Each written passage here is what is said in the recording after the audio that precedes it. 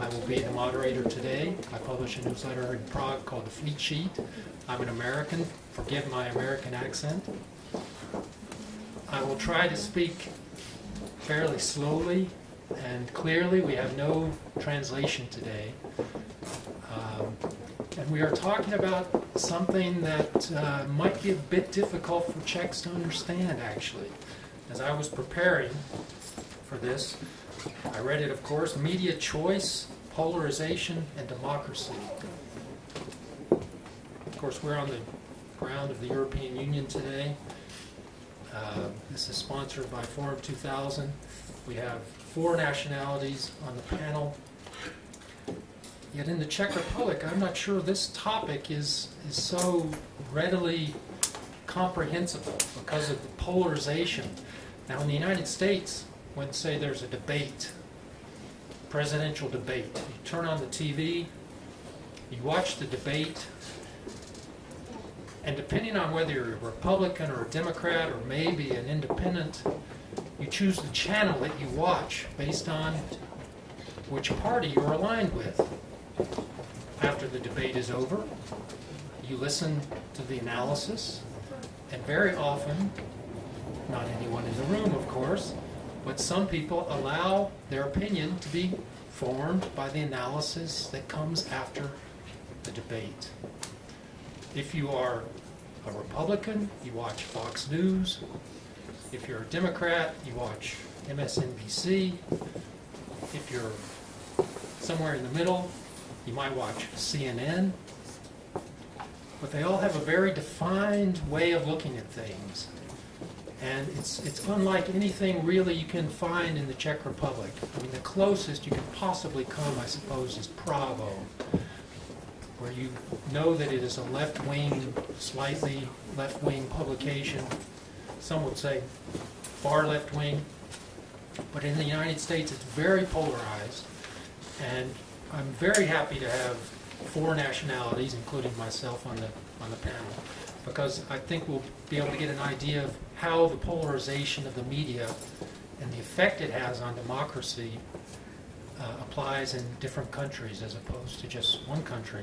And I think it will be, I assume most of you are Czech, I think it will open your eyes a bit to some of the trends in the world, because especially the United States tends to be the place where a lot of the trends begin and then they spread to the rest of the world. Often it's Hollywood or the Beltway, which is what we call the area around Washington, D.C., setting some of the global trends.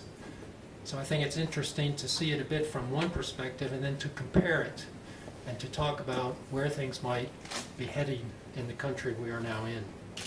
With that, I'd like to introduce our panel. And once again, I'd like to thank Forum 2000 for organizing this, and Respekt also for cooperating on it. First is Ondřej Liška, chairman of the Green Party, past Minister of Education.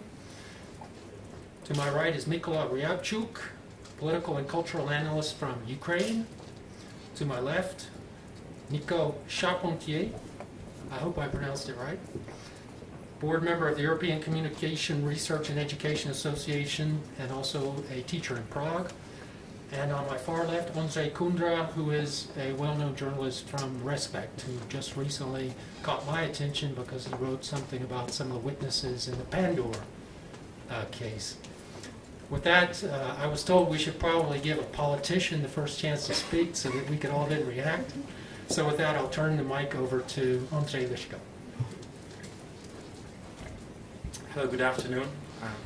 Thank you very much for the invitation to this panel. My understanding of the questions that Erik has raised are following. First, polarization is a necessary precondition for any political decision. That's clear. However, the conflicts and the polarization that we face at certain points of time of a political debate are not only helping towards the aim of a public decision on these issues, but also completely self-destructive. The amount and the nature of the conflict that we see mostly in the media is also a nature that actually disattracts certain part of the public from politics. It's a way that is being seen as non-constructive and as a negative tax or negative result of democratic debate. Therefore, I believe that conflict is supposed to be or should be seen or reviewed in the current state of play in a new manner. And we should look at how conflict, as it's being depicted in the media, how the regulation of the conflict and polarization is contributing or destroying the basements or the fundaments of democracy. I can hardly speak for any other context than maybe Czech context and European context. But firstly, to the Czech, we've been for the past 22 years issues such as our integration into the North Atlantic Treaty or the European Union, they have been basically depoliticized. It has become, let's say, only the Communist Party may have been really contradictory to these aims, but the rest of the society has basically never doubted on these two narratives, that we should become part of them. However, the solution of the Czech questions, our problems, our policies, our determination, our future, can hardly be seen as only the story of our integration into the EU structures or the North Atlantic security structures. Therefore, the idea of integration in the European Union has become some kind of bureaucratic, administrative question that nobody really doubts. And the only person that managed to make it really political is President Klaus. And I don't think in a manner that is helping the debate, but it's also a way how to make these questions that became basically administrative and bureaucratic, make them political again. And where I see a failure in the political landscape and civil society, but also media, is that there is no voice that would tackle the issue of political integration in the European Union from a pro-European angle and become a partner for somebody like our President Václav Klaus. There was just an example how I feel that very important questions and narratives in the society are being depoliticized and are basically drawn out of the conflict and polarization, and therefore can be really politically decided by a wider public. Therefore, sorry to interrupt, I'm going to do that some. What you're saying is that there is no polarization. There is less polarization that is actually needed for democracy. I don't think the crucial polarization is left and right, or extreme left, extreme right. You know, these that's the nature of political landscape and the nature of political debate. The problem is how decisions are being taken for a democratic decision. Not the majority that decides makes it democratic, but the whole legitimation process that is ahead of that decision, and that has to be regulated. How?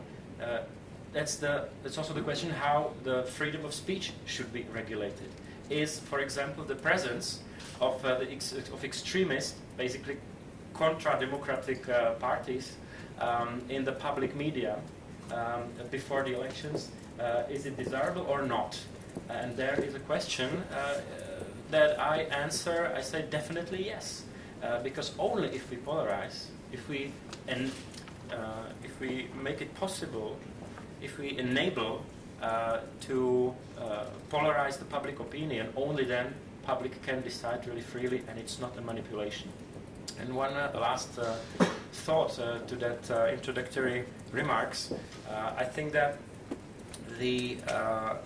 what I lack in comparison to the United States maybe is that you can hardly read the political background of a media subject, a newspaper, only in very few cases, like maybe Právo and Respekt and Halo Noviny, let's say. But for the rest, what is that? It's an amalgam, it's a really non-transparent way of saying this is the news, so this is neutral, because the news are not news anymore. It's always also a comment on the reality that is being reported about. So what I would prefer, or what I would suggest, are basically two things. A radical rethinking of the role of public media, the public radio and public TV, and the political control of their neutrality in the Czech Republic and other Central European states in there.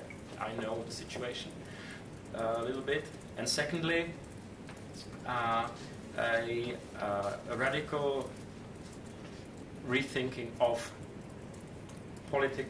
financing of political activities and political parties, because there are so many holes in the regulation that basically allow to develop PR activities and we do basically campaigns without knowing who is paying for that and what is the difference between the news, between marketing, and between the commentary.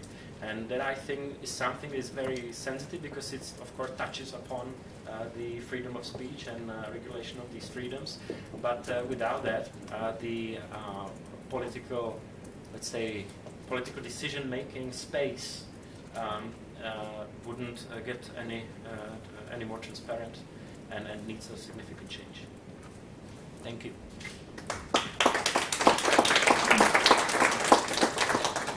Thank you, Ondřej. Liška. I'm going to, instead of going directly to the next speaker, I'm going to ask a few questions. When you say regulation of the media to increase the polarization, can you explain a bit what you mean by that? And specifically, when you say regulate more of the public media, Czech TV, Czech radio, what exactly do you mean? I don't know. I think most of us, I hope, are familiar with the way how the publicly financed media, Czech broadcasting, the news agency Czech and Czech radio, they have we say boards of directors or boards of say monitoring boards, I would say, and the members of these boards are elected by the parliament. And the way they are elected is basically only theater play on independence. It's very few really independent people can become members of these boards, because it's, of course, in the interest of the political parties to have their people, to tolerate their way how to manage the media. Therefore, that's why I say, that's what I mean under regulation. I think the German or French way of regulation, public media, would be much more favorable, also in the Czech Republic, because they give a real independence and not only a, let's say, game on independence. And the second thing, when I speak about regulation, I mean not only laws that relate directly to media, freedom of speech, etc. Under this, I mean the whole political system as it has been developed in the past 22 years, since 1989, and see what kind of interests actually are the stakeholders in defining the public debate. And I want the state to be completely transparent. I want the public institutions to be transparent, and I want to know who is paying for which campaign. In the Czech Republic, you can hardly do that. You see political campaigns in the media, which budget must be double or triple that what the political party is actually present at the very end. So I want to know where does the money come from. I want to know if it's from Czech or if it's from the whoever, and then that will be a significant contribution for freedom of speech and the legitimation of the political decision-making process. Thank you. I'd like to turn it now to another Ondřej, Kundra from Respekt, which is a weekly magazine.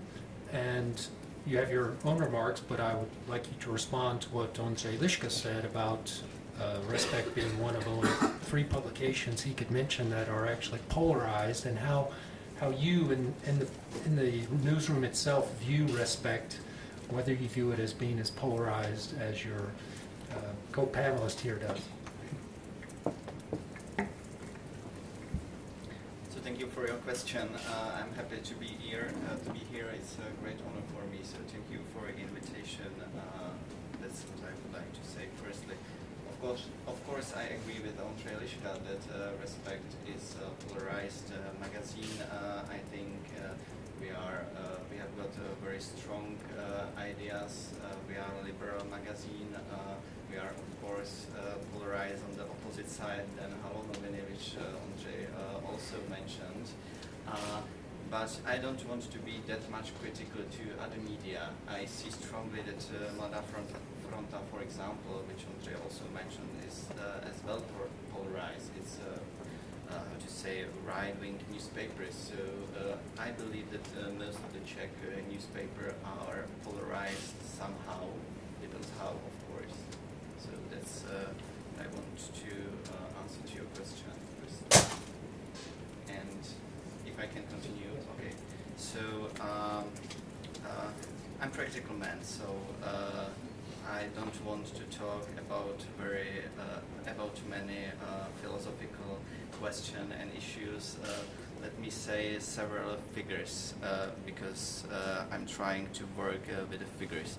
One of the very important issue of this debate is democratic participation and informed electorate, and if there is any connection between that.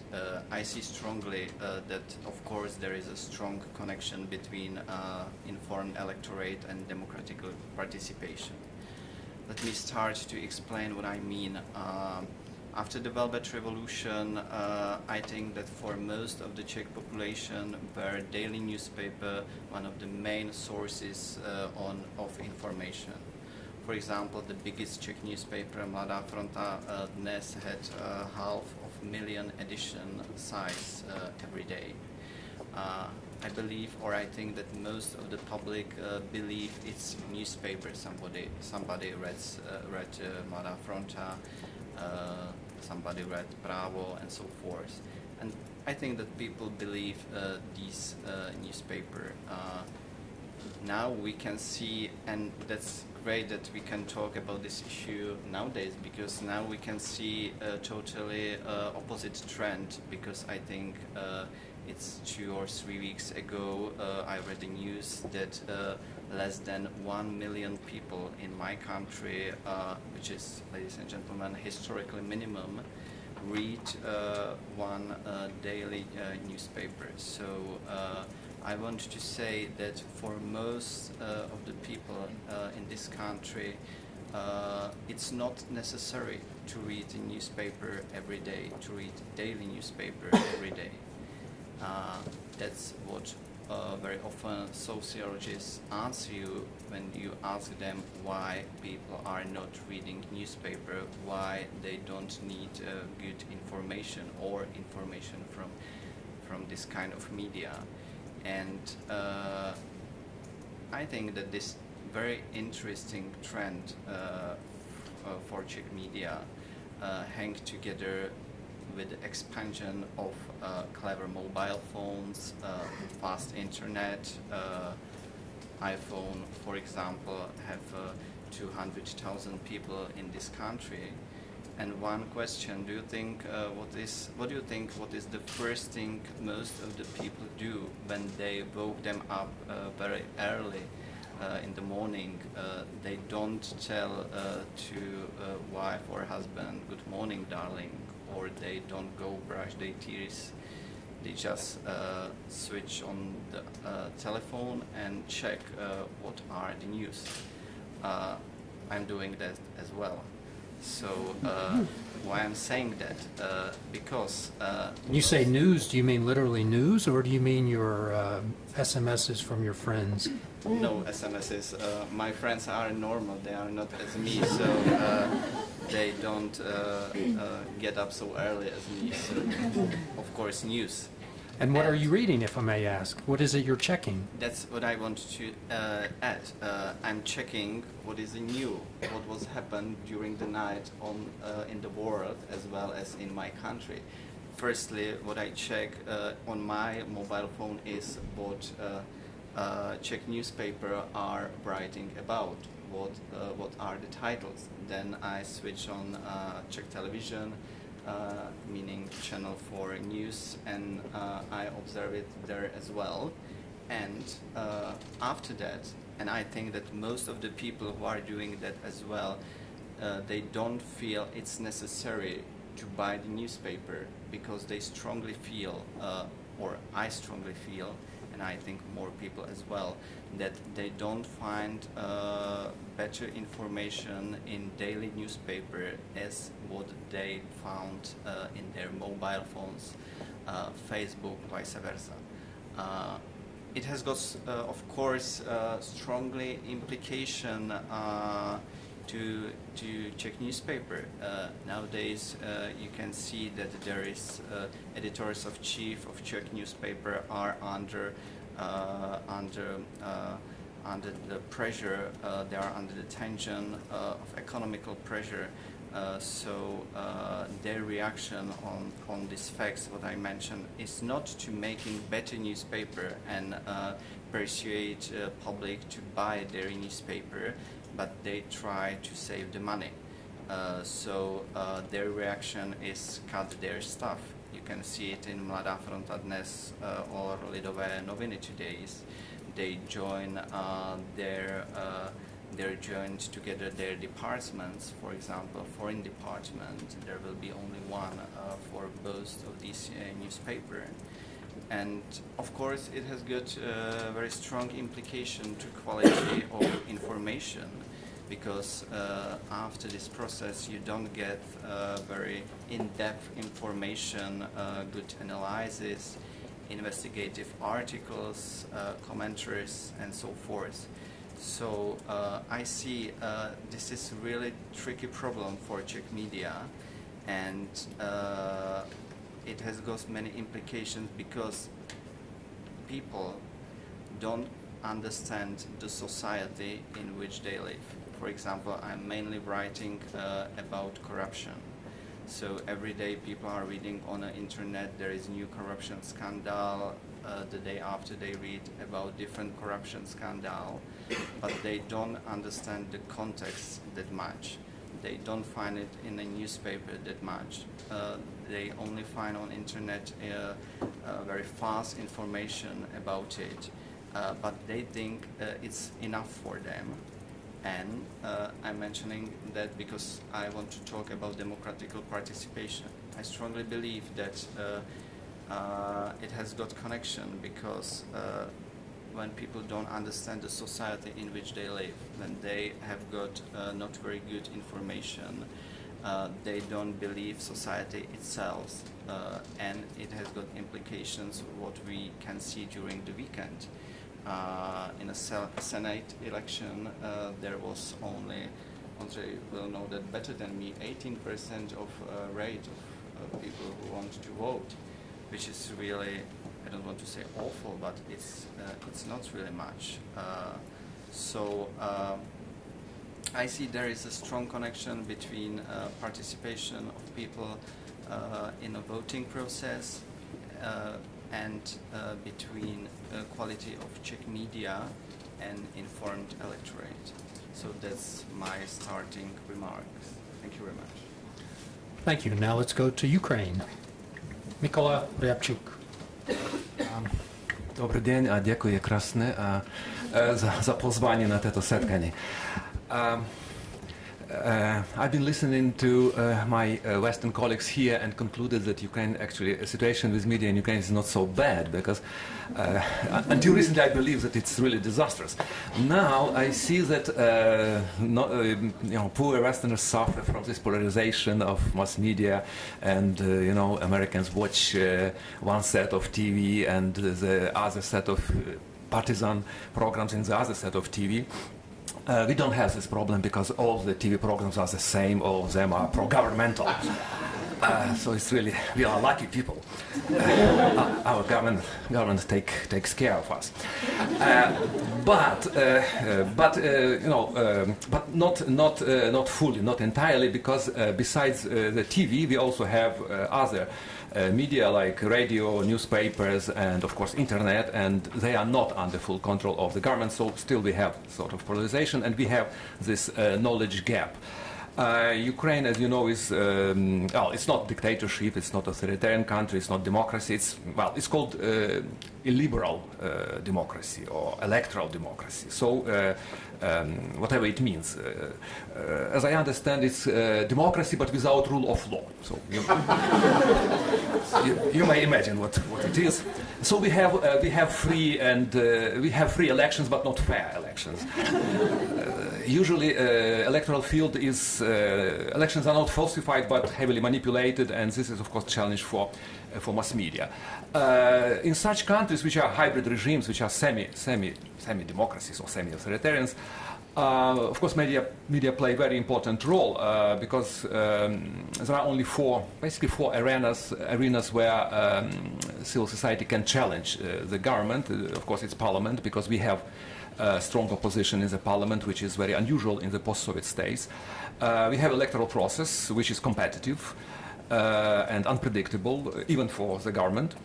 And of course we have judiciary, which is not independent, but more or less used to be pluralistic until recently.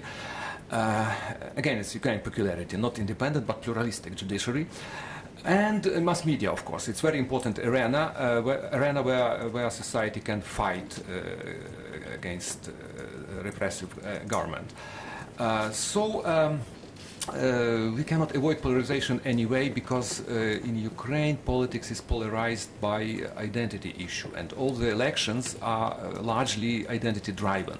And this is a big challenge for media, because it's very important from my point of view to switch agenda from this favorite identity issue, is very favorite for the government, to some more real issues, some bread and butter issues. Because usually, you know, government cannot prove its efficiency in real things. So all the time before the elections, they try to shift the agenda of discussion towards something about identity, about language issue, about some relations with Russia or NATO, something which is very irrelevant for majority of the people, but something that evokes very huge, very powerful emotions. And in this way, to silence something really important. And sometimes media can challenge this attempt, or sometimes not. This is really very serious problem. Basically, we have some legacies of Orange Revolution which survived under Yanukovych, under this new regime. In particular, we still have talk shows in the TV, political talk shows. Which are very, very ambiguous, actually, programs, because, from my point of view, they not only support some pluralism, some political pluralism in mass media, but also discredit it, because the way in which all these discussions are arranged is very well, it's very peculiar. If I may ask, what is your position? Are you sometimes invited to speak on the radio, on the TV? No, not on TV, not in TV. Well, there was one channel which dared to broadcast independent, more or less independent news, so-called TVI channel, but now it's in trouble, in big trouble, and at the verge of closure, of shutting down. Because of government intervention, or because yes, and because of elections, yes. They, of course, you know, semi-authoritarian regimes. They never try to. They avoid political persecution. They find some other means to repress mass media. Typically, tax administration is used for this. Because, you know, law is very, very confusing, and tax administration can find something anytime. It's very easy to shut down mass media, even if they fail to prove whatever, but mass media is temporarily closed. after elections, it may be open again. I don't know. It's really unpredictable situation. Really, we have talk shows. We have, of course, we have internet, which is not controlled by the government so far. And we don't have, luckily enough, we don't have hate programs in TV. This Orwellian 5 minutes of hatred, which were practiced very intensively under Leonid Kuchma before the Orange Revolution. Now journalists avoid this. So I can speak about some journalistic solidarity, of course. But basically, I believe that the most important thing is, of course, diffusion of ideas. I don't believe in any revolutionary upheavals. And diffusion of ideas is very, very important thing in our part of the world. It continues. If I compare Ukraine today and Ukraine 20 years ago, of course it's a different country. It's a very different country. On the other hand, I observe how the government is afraid of this, diffusion of ideas, of information. I just tell you one story, anecdotal story at the end of this presentation. It's a real story, actually, but it sounds like an anecdotal. I happened to read an interview of one Ukrainian oligarch, somebody, Volodymyr Landek. He is a businessman and a member of parliament and millionaire. And it was an extensive interview, but I like Ukrainian oligarchs because most of them have very short distance between brain and tongue, between thought and speech. So sometimes they reveal very, very important issues. At the end of this interview, he was asked about difference between Eastern Ukraine and Western Ukraine. It's typical Ukrainian, stupid Ukrainian question. And his response was excellent. He told that to the journalist that, well, the main difference is that Vujki, this is pejorative for West Ukrainians, like N-word in America. Vujki do not like working. I constructed a factory, refrigerator factory for them in western city of Ivano-Frankivsk, and they didn't want to work because they are lazy. Our workers in Donetsk, in Donbass, they work in terrible conditions for $200 and don't complain. And this Vujki, they go to Poland, do some job there, get some dollars, come back and don't want to work for my factory, So I had to bring workers from Donbass to this West Ukrainian city. And what conclusion was made by this guy? He told that I think that we should close the borders and make everybody working, Not to improve conditions of work, not to pay higher salary, but just to close everything. This is approach of these people, and of course they are afraid of information. They would prefer to close not only borders but also radio stations, newspapers, TV, whatever. That's way of thought. No, thank you. Thank you very much. Now let's go to Belgium. Hey, thank you. Again, also thanks to the organizers, and actually thanks to all of you for being here and listening to us. I want to take one little step back and have a very short, say, discussion about the notion of democracy itself, because I think it will help to look at this notion of polarization. Well, I think one of the key ideas of democracy is that it's never finished. It's something that never stops. It's not something that is accomplished. It's something that is part of a process and a struggle. So we tend to make democracy something really simple, where people go to elections. It's not that simple. Democracy is about democratic culture. It's about democratic values. It's about contestation and conflict in itself. So the notion, and in that sense I'm very much aligned with what Ondřej, Liška said, it's very much about conflict and participation. But the question is not so much is there a need for I would argue, for conflict and polarization. The question is much more what kind of conflict is helping democracy, what kind of polarization is helping democracy, and what other kinds are not helping democracy.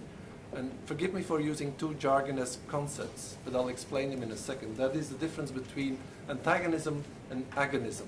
Antagonism is about dealing with the other as the enemy, trying to destroy the other. And I think that's the kind of conflict we don't need in our democracies. agonism is about defining the other as opponent and dealing with that other in a respectful, democratic way, but still disagreeing and structurally disagreeing. And that is the kind of democracy and conflict we actually need. Now, at the same time, when we're talking about conflict and polarization, we should actually not polarize the debate itself. If we want to think about democracy and this polarization, I think the concept that I want to almost sort of suggest to replace polarization is diversity. It's not about finding different opinions that are opposed. It's actually looking at society and looking at the broad diversity of opinions, of views, of political projects there are. Media have a crucial role in protecting and stimulating that diversity. And that's a very normative position. That's what I would defend at all costs. And for me, this is about what I often call the democratic quality of media, something that media need to have. They need to provide us with information which is truthful, which is relevant, which is critical. I mean, Respekt is doing actually quite a nice job at that level. But they also need to offer us representations of the political, representations of the social that are helpful towards democracy. And I would like to add, they need to organize different forms of participation. And I'll come back to that in a second. Now that's the normative. That's what I think that media should do to provide support for a democracy, and in a way that's dealing with polarization and conflict, but in a particular way. Stimulating diversity, which also includes conflict, without reducing the conflict to a binary opposition where you only have two sides that are fighting each other to the death. That is something we don't need. Now that's the normative position, that's what they should do. What they do in practice in many different countries, and I think that also includes my country, Belgium, what they do in practice is a bit more problematic. Because what we, for instance, see, and this is the classic critique from the political economy side, what we see are processes of commodification, the spectacle which is being celebrated. And the spectacle feeds on polarization, which is actually antagonism, which is creating enemies at many, many different levels. And I think that that is one of the key problem areas where media enter themselves into, driven in many cases by commercial logics, because the logics of commodification actually support the logics of polarization. It's very attractive to see people fighting. But there's another dimension, another kind of critique, and that's the critique that comes out of cultural studies, which is another academic discipline, and that's the critique that we actually don't get that much polarization because there are forces in society that are hiding these differences. It's very much about creating a unified project. And I think, again, what Ondřej Liška said at the very beginning, it's what I would call the post-political.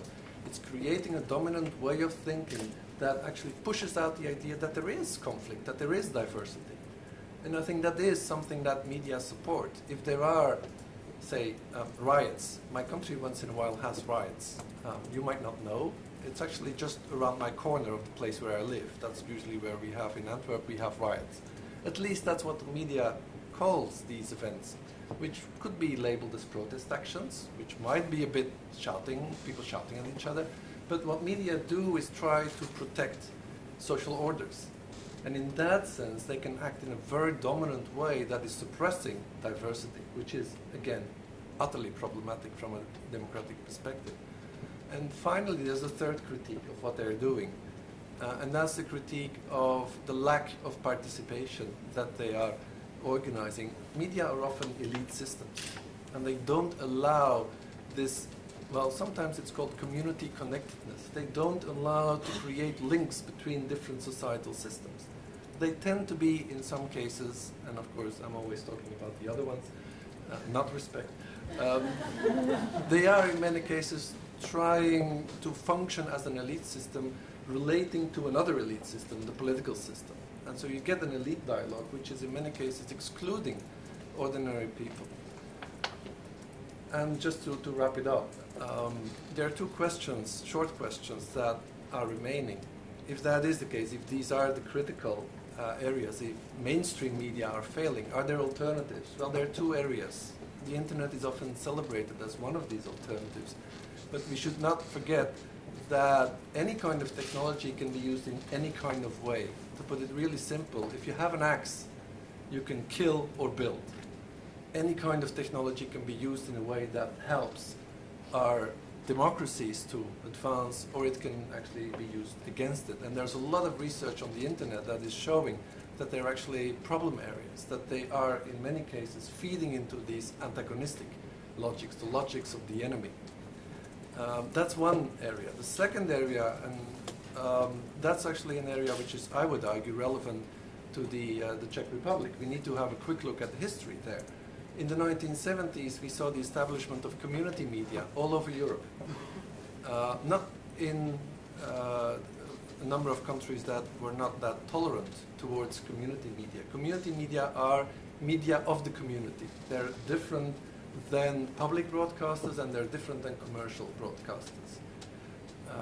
They never managed to take off here in this country, although at this very moment, and this is actually utterly irrelevant, I think, at this very moment, the Czech regulator is organizing a consultation about the establishment of community media in the Czech lands. It's not part of the dialogue, to my surprise, because I think this is a very old model using audiovisual broadcasting, which can also, as a technology, as a form of organization, stimulate and protect our democracies, moving from an antagonistic model to a more diversity, respectful, based on respect and based on participation kind of model. Thanks. Thank you. Tell us a bit more about the media landscape in Belgium. Is it similar to what we see here, where fewer and fewer people are reading newspapers, they're turning more towards the internet? I ask because you spoke of an elite media system, and are there new media coming forward that do not fit into that model, that are trying to find a new place and are being successful in expanding the democratic possibilities? It's a tough question because, well, to start with, there are two Belgians, and that complicates things a bit. But what we do see is a fairly strong mainstream media. We have a very strong, still very strong public broadcaster, both at the level of television, radio, slowly moving also into the logics of public media, meaning the internet, also having a very strong internet presence. But what we also see, especially in the south of the country, we see a group of, well, they call them radio associative, it's a French-speaking part of the country, which is a form of community media. And in the south, they're actually institutionalized and they're very, very strong. So in the south, we have three groups of media. We have public, commercial, and community media. When it comes to the internet, that is actually becoming the fourth strand. But in some cases, of course, the internet is a very broad label. In some cases, these are alternative and community media that are just using a different technology. They're not using radio or television. They're using the internet to publish and to broadcast through that channel. But we also see commercial and public media getting onto the internet, using the internet as another channel of what they are usually providing us with, using broadcasting, or in the case of newspapers, what they're using print. So we have a fairly strong and a fairly democratic, quality-driven media system, but that does not undo the problems that I've actually been discussing. The issue of the dominant order that needs to be protected, the issue of commodification and commercialization are also issues that affect Belgium. You talk about a dominant order that needs to be protected. Ondřej Liška spoke about the way the broadcast councils are controlled by the politicians. Is that what you're alluding to? Is that a similar situation in Belgium? Well, you can define dominant order in a very narrow sense. That's a political institutionalized sense. And yes, there is a very strong representation of political parties in the management of public broadcasters. There is also, of course, economic control from the commercial field, where a small group of owners, families in many cases, control these broadcasters. But you can also look at the social order from a very broad perspective. It's like, what happens if somebody is different? More specifically, what happens if somebody is too different? Will that person then be labeled as a criminal by the media? Will that person then actually be symbolically prosecuted by the media? labeled as such, exposed as such? Will it become part of the spectacle? And you see these ways of protecting the dominant order also intervene in the Belgian system. And I think that's probably even more problematic, because if you're on the receiving end in these extreme cases, as an individual or as a social group, you will suffer. It almost sounds as though the media in Belgium is more controlled than the media in the Czech Republic. Maybe as a society we control ourselves. Maybe we create these processes of control, and the media are just part of that. And I think that happens at that level, at the very abstract, sorry for being a bit abstract, but at the very abstract level, I think media contribute to social order in almost every country in the world in different ways. There are always cultural contexts which are different. But yes, there are always these very strong ways of intervening at the many different levels of the social, including the media. Ondřej, Liška, if the Broadcast Council were selected along the lines of what you were talking about, how would that affect the day-to-day operation of the media? How would we notice a difference? I don't think we would recognize the difference from day to another day. Definitely not. But it's the whole legitimation process that gives the media the public framing. And for example, I would say you can recognize how solid the public profile is, not from day-to-day news or routine news, but once there is something significant going on in the society, and you need much deeper insight and a fairer insight into what's going on. I would subscribe to what Ondřej Kundra has said, that media are not here only to report, especially public media, but also private, responsible private media, not only to transmit news as sort of facts, but also to enable people to understand themselves in which kind of society they live in, to enable them to act in that society. And therefore, media are much more political than they pretend to be sometimes. They are a condition for being able to decide on which way the society wants to go. If there's not, and I don't think the internet is an extraordinary cure to that, because what you see, people start to read news not on their news servers, but as posts on Facebook, their friends. So they basically come to news that are already filtered by the social group they are basically a member of, and therefore it's we sort of encapsulate ourselves into a bubble of our social web, our little webs that are all around of us. Instead of giving a good case for strong and independent public media that should not replace all the other ways to communicate information to the public and back, but that have a completely extraordinary role in that all, because they have to mirror the society in a different way than any private interest can. And there I see a big failure. See Hungary, how it's being reported. See Czech Republic. See other countries in Europe.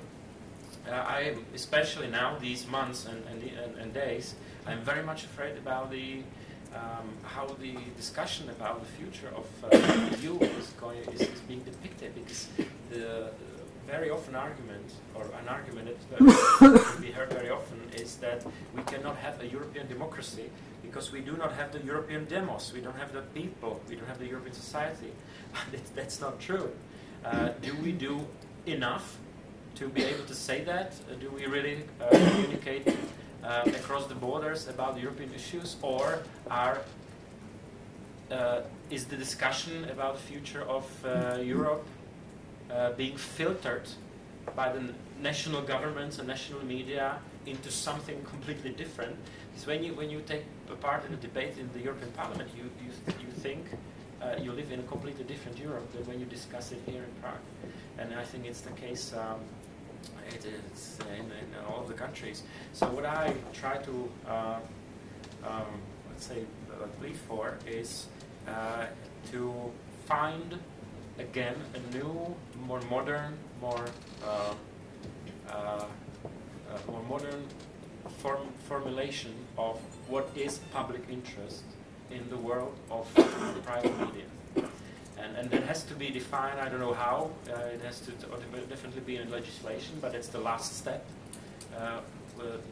All that has to happen before that, to put it into laws and then define it in this way, it has to be a discussion on if we actually acknowledge that there should be a public interest in the world of private media or not, and what it really means in the practical life. I don't have the complete answer to that, but I think it has to be raised. I don't want to turn this into a debate on censorship because we could spend the rest of the afternoon talking about it. But I do want to pin you down a bit on the public media and then ask you the same question. There was a recent story in the Czech Republic where Ondřej Babiš was invited to appear on a TV show called Máte slovo, and at the last minute he was uninvited. And then he became very public about it, and he complained very loudly. And he said somewhere in public that it actually worked in this way, that the head of Czech TV, Mr. Dvořák, called the head of the news department, Mr. Friedrich, and said that Mr. Babiš will not appear on Czech TV. Now that's of course Mr. Babiš speaking. It might not be true, but my question first to Ondřej and then to Mykola is, at what level is this control taking place? Is it taking place on that level where literally, if you believe what Mr. Babiš says that there is a director of the television who is in fact imposing a political order on the TV station with regard to individual people? Or is it more, which I think is what Mykola might have suggested, that the journalists know what they are supposed to do? You know, I recall Mr. Salzman from Komerční banka saying, look, I never told anyone to lend money to any company that was going to go bankrupt. Well, he didn't have to take a call from any politician because he knew what he was supposed to do. And my question is, do the journalists know what they're supposed to do without doing it, or are they being directed by someone above, or is it not this way at all?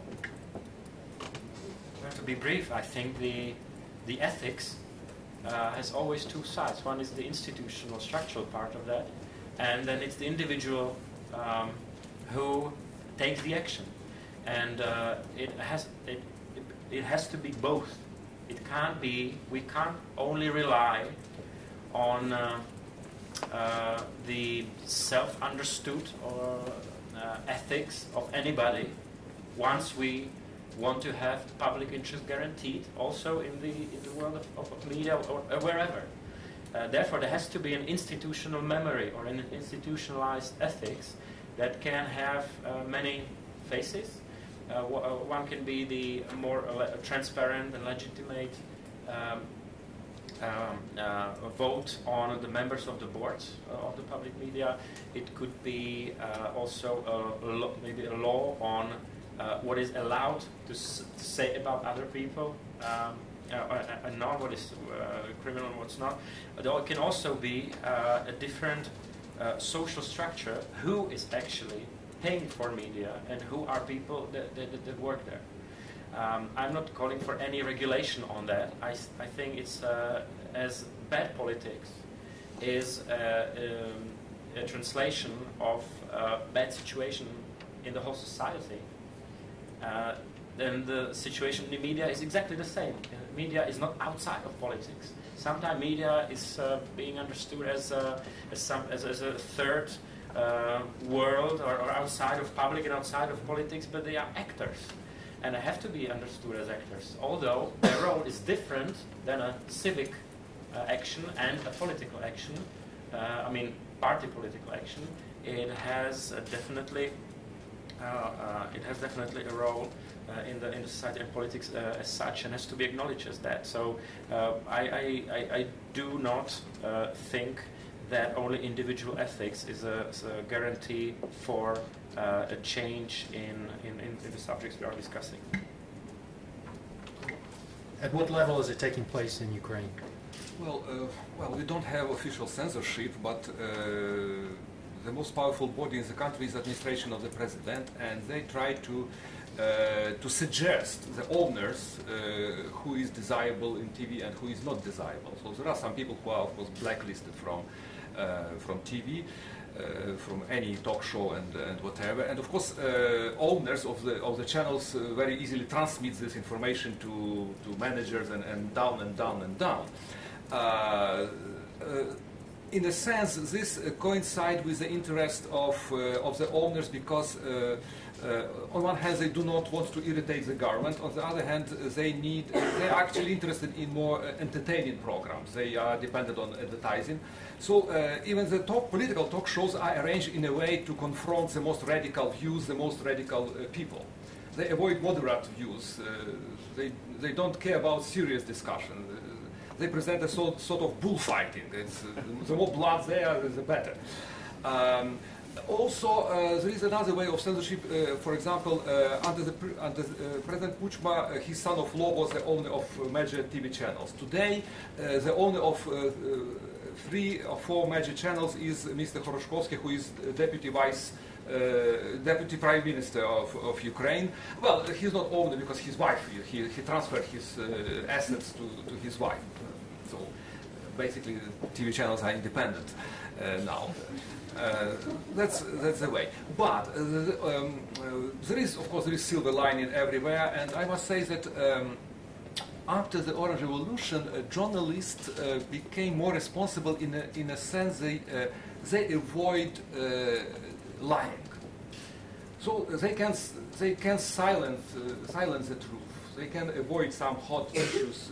Actually, they are forced to avoid them. But so far, I haven't seen any serious program, any serious journalists who participate in this, in dirty programs.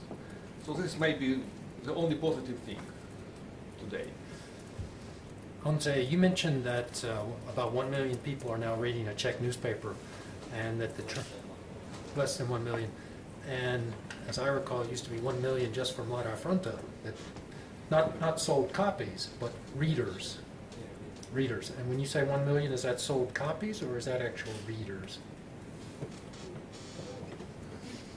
Good question. Well, I don't mean to pin you down. My question more is, and then you gave I think the copies. Okay. Yeah. Right. So about 1 million copies. And you mentioned 18% turnout in this election, and in the first round it was 37%. And one of the topics we were supposed to speak about today is the knowledge gap. And by that they mean that with the proliferation of media, where everyone can have access through the internet or TV, radio, with all these new media coming forward, we have greater access. But the question is whether we're actually using that access to become more enlightened. And I think you suggested that quite a few people are not, that they are just reading the headlines. I know it's difficult, but can you kind of guess, based on your work in what most people would call kind of an intellectual publication, what percentage of the population is actually using the proliferation of the media to become more informed, more knowledgeable about politics and other issues, and what percentage is it having the opposite effect on? To be honest, I'm not able to say any percentage. I don't have any public opinion research about this issue so far, but I think that not that much people are doing that in my country. That's why I was talking about internet and people who are finding information on internet.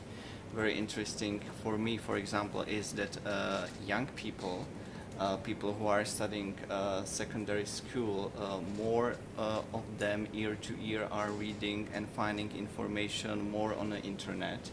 And for example, if you ask young people, clever young people, what is the biggest problem for them, they answer you problem with gypsies.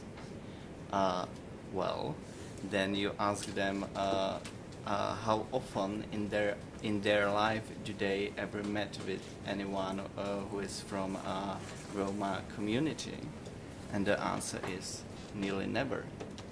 So then is the question, why it's so big problem for you? And my answer is that it's mainly because they read stupid articles on Czech internet about this issue, and they because these kind of articles are not writing good about this issue, and then people, then young people are think it's really a problem. So.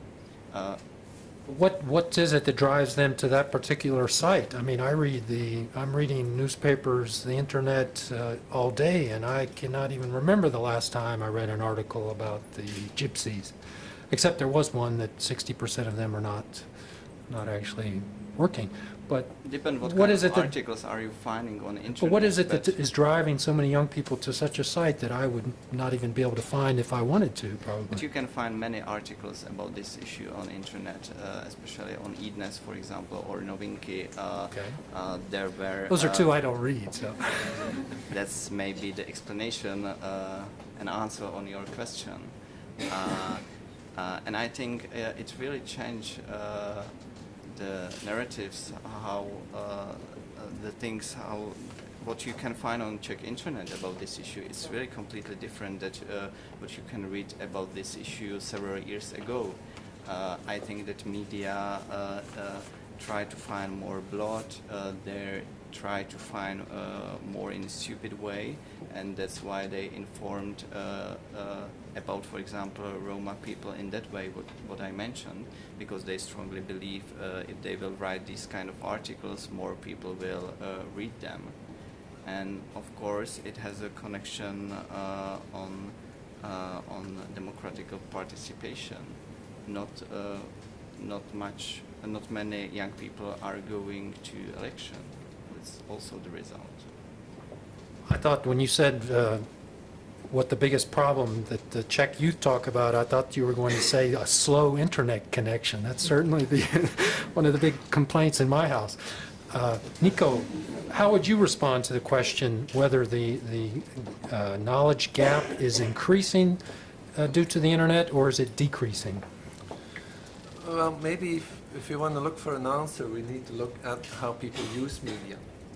Because there is a tendency of talking about the usage of media from sort of a top-down level.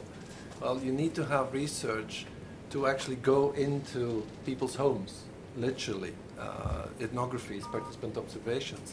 And then the picture becomes quite interesting and much more complicated than we want to believe. I think on the one hand, if we're talking about political information, what we should keep in mind that there is something which is called the crisis of representative democracy. Institutional politics has a lot of difficulty in mobilizing people. It's not working that well. People don't connect to institutionalized politics that well. They connect to other issues. And they are, in many cases, incredibly interested in issues which are usually defined as sub-politics, as something which is underneath the level of institutionalized politics. And these issues where you find actually very, very strong kinds of commitment, and in some cases activism, people that actually actively intervene, becoming little politicians, if I may say so. So there is, I think, a much more nuanced perspective. What we also shouldn't underestimate is the strength of ideology. And the Roma example is a really good example. Are people going to change their ideological intolerant perspective because they are getting informed better? No way. Ideology is much stronger than information. It doesn't have anything to do with intelligence. It doesn't have anything to do with how much you read and how much knowledge you gather. It has to do with your ideological perspective. Now, I come from Belgium, where we still have a very strong extreme right-wing movement. They are radical in their intolerance. Well, the victims of that intolerance are not Roma, but are immigrants coming from Morocco and Turkey. These extreme right-wing politicians are incredibly clever people. They read all the media they need to read, but the way they interpret the world is from that ideological perspective of intolerance. And information won't change that. And that's the limit of where we can go. And we should never forget that ideology in that sense is an incredibly strong force in society. That's an interesting comment. The way I try to do it is I try to read a wide range of things, some far left, some far right, and then I try to base my own views on what I learn by reading both sides of the equation. Do you think more people are doing that, or are they sticking to their ideological and sources of news, such as I mentioned, you know, the Republicans sticking with Fox News and the Democrats with MSNBC? You have a similar debate when it comes to the internet, where the internet is referred to sometimes as an echo chamber, a place where you just hear the echoes of the kind of things you want to hear. And that is documented, and it's part of the process. But even people that look at much broader publications and much diverse sets of informations will still have their ideological framework that they will use to interpret that information. And that remains a very strong force. So even if you have that broad perspective, it is in many cases, and I won't be talking about your individual ideological position here, but it's incredibly difficult to distance yourself, to disconnect yourself from your ideological position, because ideology is about what is normal, how the world looks like, what my perspective on the world is, and information fits into that. It's not the other way around. In some cases it can disrupt a worldview. Some cases there are again well documented moments where all of a sudden you have something which is called a dislocation. It's like a little earthquake in a person's mind where that information actually really unsettles you and brings in a new way of thinking. But I think that's a very rare event to happen, and in many cases people interpret from their ideological positions and not the other way around. It's not that the information will then be forming that ideological position. It quite often is something which is already formed and which is quite stable and difficult to change. And that allows for people to interpret and understand in different ways.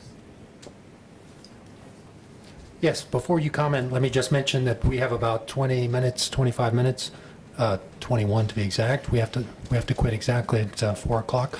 And I will open the floor to some questions in a few minutes. There, I think, is a microphone. I ask that you state your name. I ask that you actually ask a question and not give an opinion.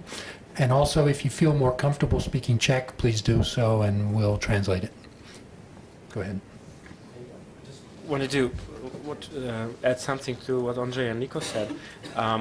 Just to give another example that and subscribe to that, is that it's not the information, right, as you rightly said, but it's the example of interpretation that people follow.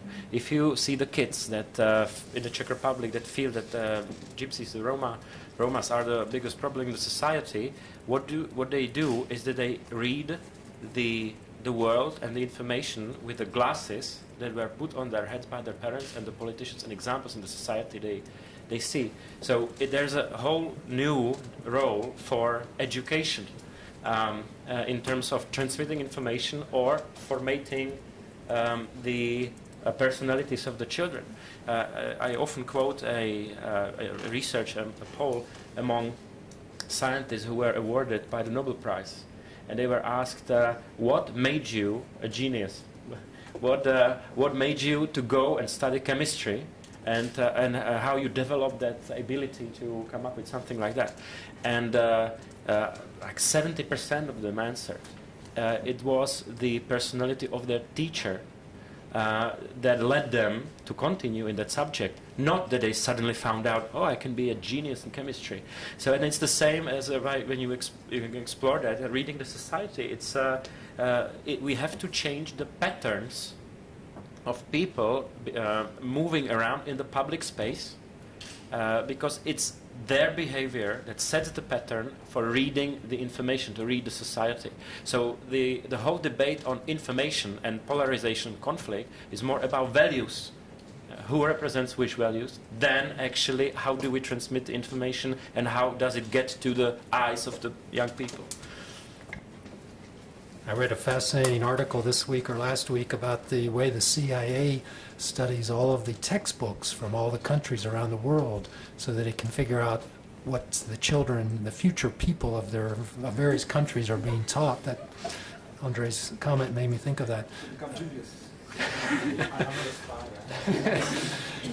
Do we have a question from the audience? Yes.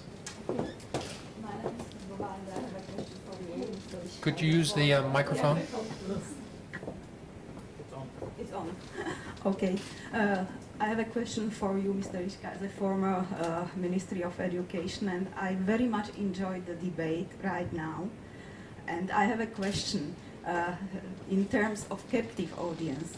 The name of this panel is Media Choice, and it was discussed very thoroughly and in depth, but reality is different. None of us has doubt about socializing role of media. In our schools, there are screens, school information channel, which is the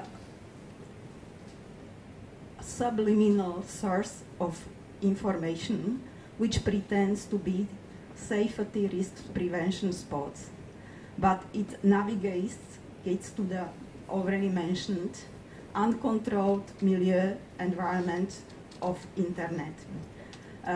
This is the because I lived in the States and I lived in the environment of Seattle, where there was strong opposition on part of parents, teachers, and even technically capable people of Microsoft employees against Channel One. Here in our Republic, we have already thousands of schools involved in this project, which distorts for kids which are unmature in a way the sense of media proliferation. The screens on corridors, I don't want to go into the business model, but I want to ask you, because it was you who signed the endorsement, the seal, because you spoke about examples. Why this only distorted, no choice media channel is still working? I would like to repair it as a parent. Thank you. It's a very particular case that you asked about. I have called a council of, or a body of psychologists and pedagogues and teachers and directors, to get counseled on that. And I had really big doubts on that project from the very beginning.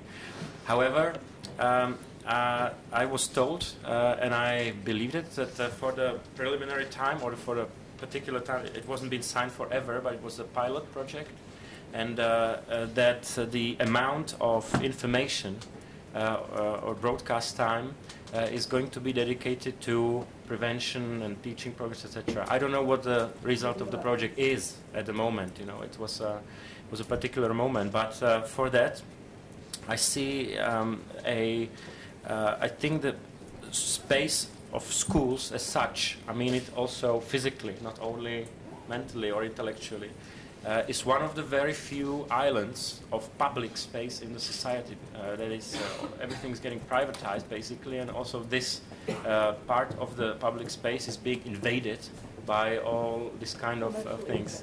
Commercialized, yes, it's being commercialized. Therefore, I don't know what the result is, and I don't know what in what amount it has been adopted, etc. I don't have the information now, so I can hardly. You can tell me that. I'd be very interested in that. But what I would say is that definitely the border of commercial use it has to be guarded very well, and I don't know how is it in that particular case. Another question, please. Yes. Do we have a microphone? Well, maybe I can speak very loud. My name is Thomas Manchal. My question concerns the polarization as something that I understand as one-dimensional. We have these immensely complicated problems that the politics and politicians try to solve, yet we always project them on this one-dimensional line. In US, because you have just two parties, it's in fact a really one-dimensional line where you put, where you try to assign an importance, what is right, what is left. Do you think, can you tell me, do you think, is there some mechanism in society that actually tends towards this one-dimensionalization of every problem, or how much is the education behind this? We teach people to choose Y, A, B, C, and so on. One answer is always right. In politics, it's not like that. Or how much is the media culprit in this process of simplification of every complicated issue? And whom is your question directed at? Basically everybody, but I think somebody should choose who think is the best to answer this.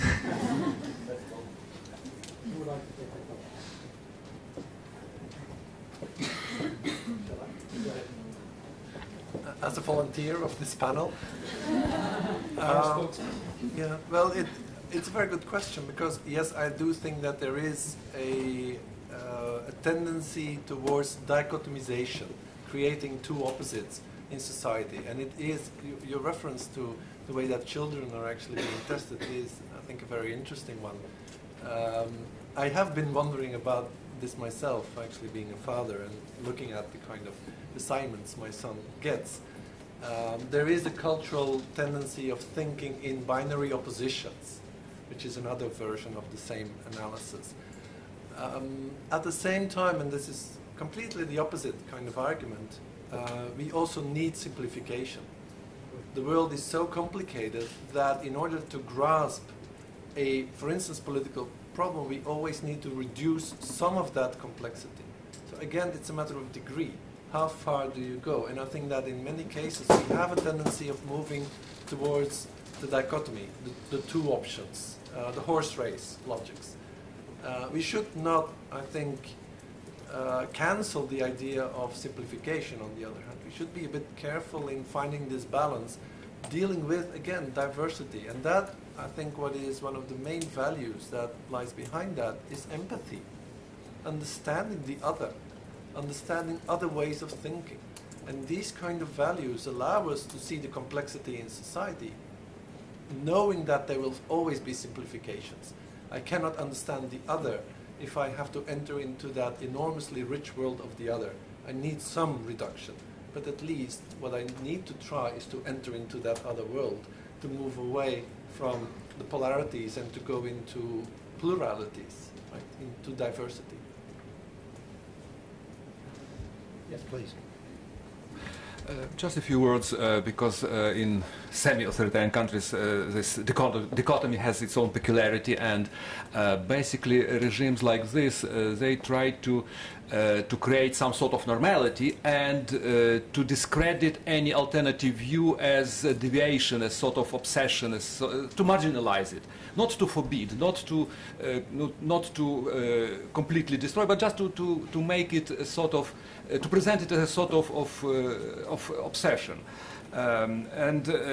Normality, which is promoted in such countries, is also very, very special. They emphasize at least three things. First of all, that any politics is dirty thing, so and everywhere in all the world. So just accept us as we are. Secondly, that all politicians are equally bad, both in power and in opposition. So again, suggestion is to opt for known evil versus unknown evil. And finally, that any conflict is dangerous because it leads to bloodshed. They eliminate idea of peaceful resolution of conflicts. They eliminate the very idea that democracy is about conflicts, about permanent conflict and mechanism to solve these conflicts. They introduce only idea of bad peace. You have to opt for bad peace because the alternative is good war. So they eliminate the idea of good peace. It doesn't exist. That's Another question? If not, I have a question. Let me. I'll get to you in just a moment. There's a famous book that all American business people have either read or heard about. It's called Atlas Shrugged. It's by a Russian immigrant called Ayn Rand. It's not so well known in Europe, but it's about business people who are very successful suddenly dropping out of society and it's a mystery. You don't know where they're disappearing to, and you don't know why. And my question to the panelists is, do the social networks, do Facebook, do Twitter, serve kind of as a way for younger people to kind of drop out of society in a similar way, of course, on a completely different level, because they're not wealthy the way the people in the Atlas Shrugged are. But is this happening? Are they? And I think you mentioned it, where you are, if you're on Facebook, you're reading things that have already been filtered. Are people dropping out of society, and is it a reaction to the political situation, or is it a natural process just among friends? How do you see that? I think you could foresee what I'm going to answer. I use Facebook only as a political tool. The day I leave politics, I leave Facebook, because it's a tool that basically destroys my private life, and I don't mean I mean, I don't put anything personal in that anyway, but at the same time it's a fiction of it's a social fiction basically, and therefore it's a tendency, it's a trend. I'm sorry to interrupt, but that it's surprising to me that you would say that, because I would think the Greens would be one of the parties that could most effectively use it. We use it as a political tool. Yes, but for you to admit that it... Yes, definitely. But the condition for being able to work in that virtual world is the existence of the real world. And in the real world, we do need solid social networks that are built by families and real friendships and trust in each other, being able to see who the other person is and to be able to get to know other people, not only by their book of faces, but by their real face. And that is a capability that is slowly disappearing. I mean, it's a question of future of education and future of formation and the role of family and human relations at all for the notion of freedom and democracy as we have built it in the past 70, 100 years, if it stays the same or not. I mean, the current tendency is, well, I don't want to be, I'm only 35, so I don't want to speak like a 70, 80 years old man, but I mean, it's becoming really superficial. And the problem of media, printed media, is that the world is just becoming totally superficial, not being able to sell hard copies, because who gets the time to read them? And therefore, I think that there will be, I expect a major break in that in, I don't know if coming 10 or 100 years. But I think the civilization has to, on one point, again reinvent the value of face-to-face politics and face-to-face knowledge, as the pendulum is going the opposite way at the moment.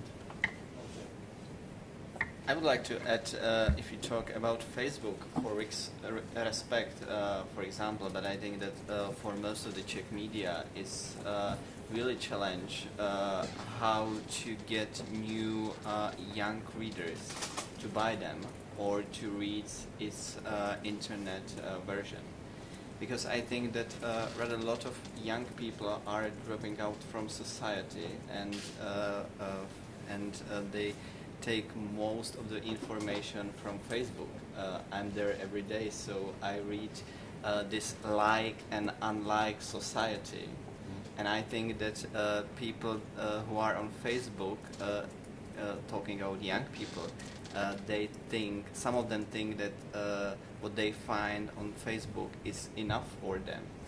They don't need to open the newspapers, switch the television. Facebook is enough. So the biggest challenge for most of the Czech media is how to persuade these young people to read them. Of course, it's a great job for us that we have to be active on Facebook, because sometimes I feel what is not on Facebook, it doesn't exist. And the last question back in the corner. Yes, I'm Henry Laser from Maastricht University in Brno, and I wanted to echo the comments of Messieurs Carpentier and Liška.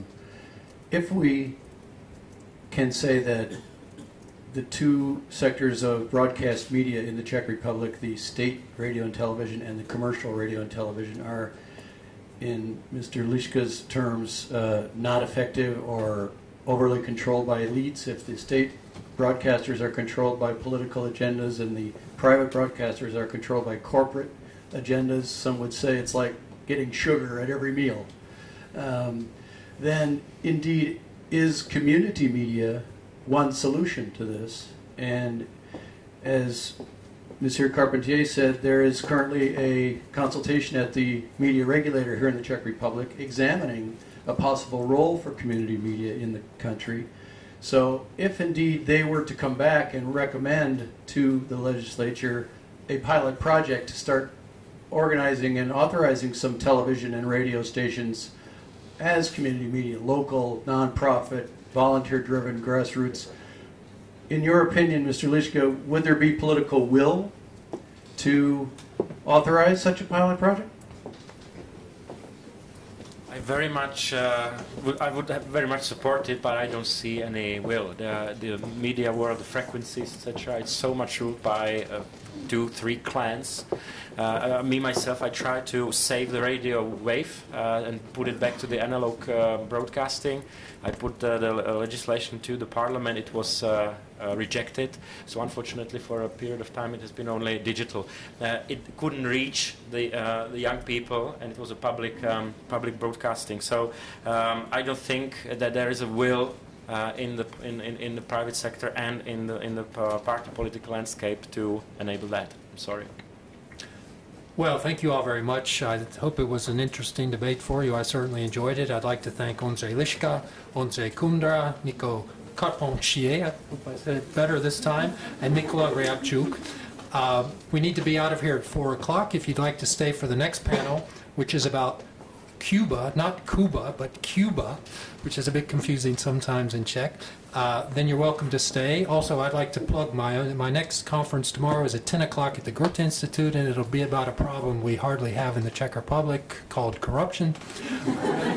I hope to see some of you there, and I'd like to thank again my panelists and you for coming. Thank you very much to Respekt and to Forum 2000, and look forward to seeing you again at another event. Thank you.